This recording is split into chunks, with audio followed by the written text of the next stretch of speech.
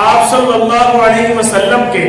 پیارے صحابی حضرت عبد الرحمن بن عوف رضی اللہ تعالیٰ عنہ فرماتے ہیں کہ میں صف کے اندر کھڑا ہوں، میرے دائیں اور بائیں دو نوجوان لڑکے کھڑے ہیں، مجھے چپکے سے پوچھتے ہیں اے چچا جان ہمیں بتاؤ کہ ان لوگوں میں ابو جہل کون ہے؟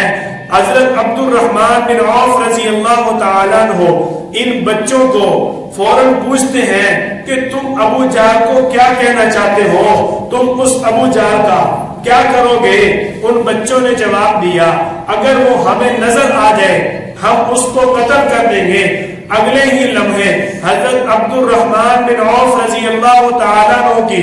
نظر ابو جہل بدبخت پر پڑی اور فوراً اشارہ کیا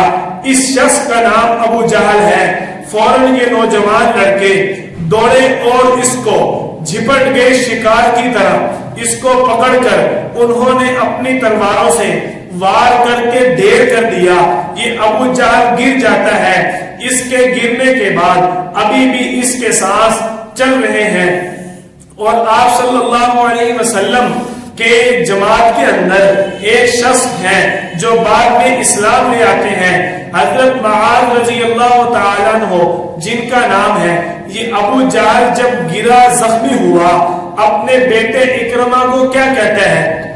کہ تو نے اس سے بدلہ لینا ہے۔ حضرت معاذ رضی اللہ تعالیٰ عنہ اور حضرت معوذ رضی اللہ تعالیٰ عنہ یہ دونوں بھائی ابو جہل کو زخمی کر کے گرا دیتے ہیں۔ اب ابو جہل کا جو بیٹا ہے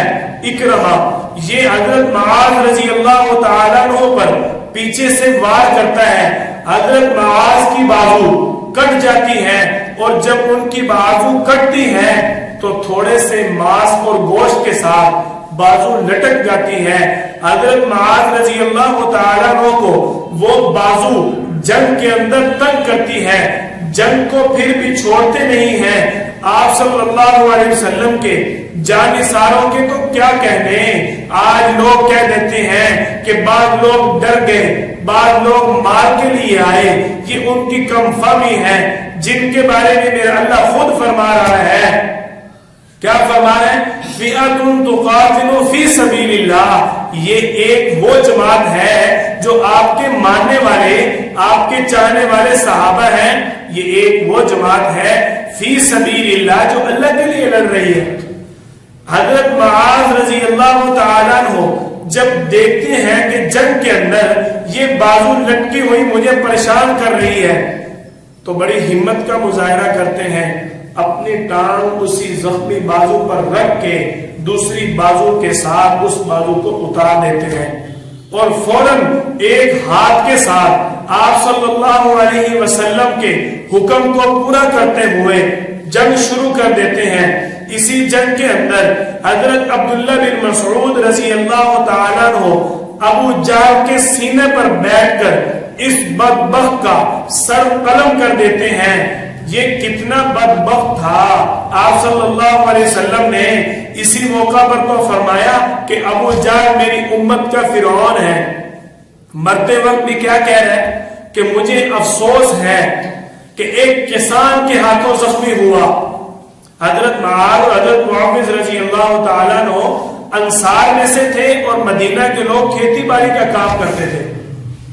تو یہ کہنے لگا مجھے اس بات کا افسوس ہے کہ ایک کسان کے ہاتھوں مارا جا رہا ہوں۔ اور حضرت عبداللہ بن مسعود رضی اللہ تعالیٰ عنہ جیسا کمزور صحابی، یہ کتنے کمزور ہیں کہ ایک مرتبہ کھجور کے تنے پر چڑھے ہوئے ہیں، صحابہ کرام ہنسنے لگ گئے کہ یہ سوکھی پنڈلیوں والا کتنا تیز ہے۔ آپ صلی اللہ علیہ وسلم نے فرمایا تم جانتے نہیں ہو اس سوکھی پنڈلیوں والوں کو اللہ نے کتنی حکمت اور بصیرت عطا فرمائی ہے۔ آپ صلی اللہ علیہ وسلم کے